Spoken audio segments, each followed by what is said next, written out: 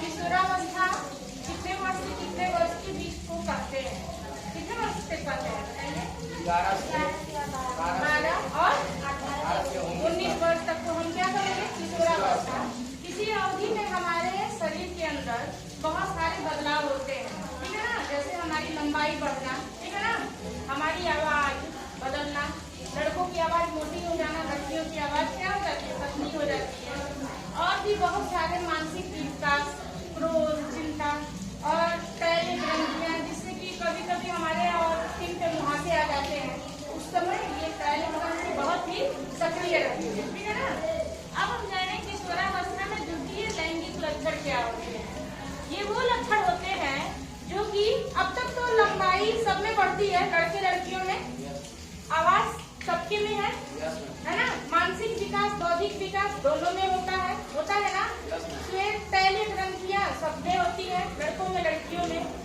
ये द्वितीय लैंगिक लक्षण वे होते हैं जो हमको लड़की और लड़के यानी कि लिंग में हमको अलग अलग करते हैं, ठीक है ना? स्त्री लिंग पुल्लिंग में हमको डिवाइड करते हैं और इसमें बहुत सारे परिवर्तन होते हैं। एक लैंगिक लक्षण तो हमारा बचपन से ही होता है कि हम पैदाइशी मालूम होते हैं कि हाँ लड़की है लड़का है ना?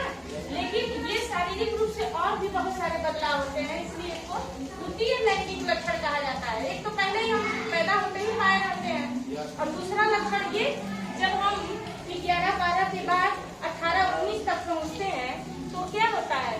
लड़कों को मोछ दाढ़ी आने लगती है, आते हैं ना? उनके कान के अंदर बाल आता है, जांघों में बाल आता है, सीने में बाल आता है लड़कों में।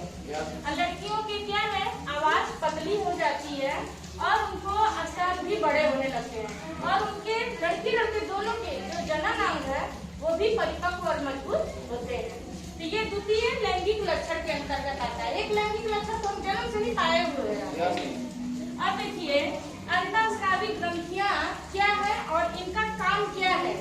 अब जो भी हमारे लक्षण है, द्वितीय लैंगिक लक्षण या शारीरिक जो भी हमारे पहले भी पढ़े हुए हैं, उन सबको बैलेंस करने का काम, सारे में समन्वय उत्पन्न करने का काम कौन करता है?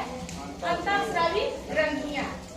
यह ग्रंथियां या एक रसायन का हमारे अंदर उत्पन्न करते हैं जो शरीर के रक्त में आते हैं और हमारे शरीर के पूरे बॉडी में बैलेंस करते हैं, ठीक है ना?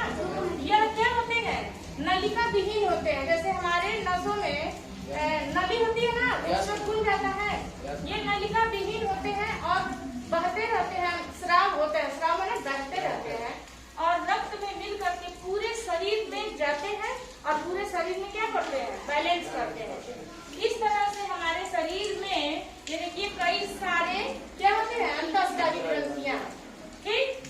इनका कई सारा काम है। अगर ये गड़बड़ हो गए तो शरीर में कई तरह की बीमारियां उत्पन्न होने लगेंगी।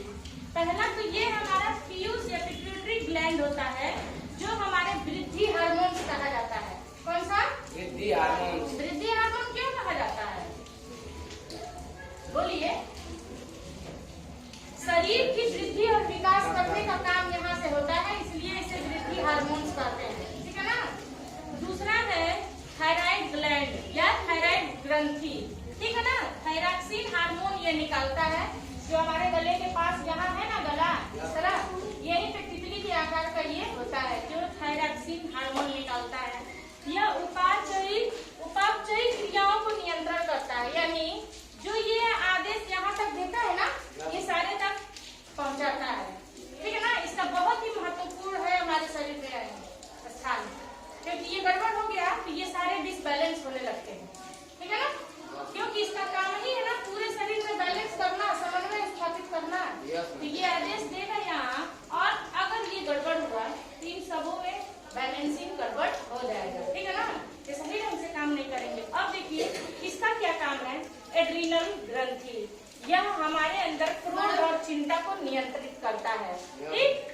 और यह है अग्नाशय या पैंक्रियास ग्रंथि, इसका क्या काम है? खून में हम जब भी खाना खाते हैं, चीनी या कार्बोहाइड्रेट, उसमें हमारे अंदर शर्करा बनता है, ठीक है ना? रक्त में उसको ये क्या करता है? नियंत्रित करता है। अगर यह नहीं सही काम करेगा तो क्या होगा? हमें मधुमेह नामक बीमारी हो जाएगी। शुगर नाम जानते हैं बीमारी का? वही बीमारी हो जाएगी। और यह थायराइड अगर सही से नहीं हमारे अंदर काम कर रहा है, थायरॉक्सिन ग्लैंड, तो हमारे अंदर थायरॉक्सिन हार्मोन अगर डिसबैलेंस हुआ तो घेघा नामक रोग हो जाएगा। घेघा नामक रोग यानी यहाँ पे गला सूज नहीं रहता कई लोगों का बड़ा सा, ये घेघा रोग होता है, ठीक है ना, जो आयोडीन खाने से सही रहता है। अब बताइए एस्ट्रोजन, यह एस्ट्रोजन यह सिर्फ मादाओं में होता है। यह ग्रंथि किसमें होता है? मादा यानी महिलाओं में, ठीक है ना। यह क्या करता है? अंडाणुओं के निर्माण करने में सहायता करता है। और यह एक है, क्या है? टेस्टोस्टेरोन, यह होता है नर में। टेस्टोस्टेरोन के क्या काम है? शुक्राणुओं का निर्माण करना। शुक्राणु जब बनाते हैं तभी तो हमारे अंडाणुओं से मिलते हैं तो नए बच्चे का जन्म होता है। तो ये सारे हमारे हार्मोन्स हैं जो हमारे पूरे शरीर के अंदर बैलेंस करते हैं। देखिए ये सारा इसमें बना हुआ है, यह वृद्धि हार्मोन्स पीयूष है। थायरॉक्सिन ग्लैंड, अग्नाशय का क्या काम है? इंसुलिन बनाना। अगर यह गड़बड़ हो गया, शुगर की बीमारी। एड्रिनल हमारे गुस्सा को नियंत्रित करता है, चिंता को नियंत्रित करता है। और यह देखिए ये हमारा क्या है? अंडाशय, इसमें स्त्रियों में होता है और यहीं पे हमारे स्त्रियों में अंडाणुओं का निर्माण होता है। और यह है पुरुषों का वृषण जो टेस्टोस्टेरोन नामक स्राव ग्रंथि कहलाता है और इसमें शुक्राणुओं का निर्माण होता है।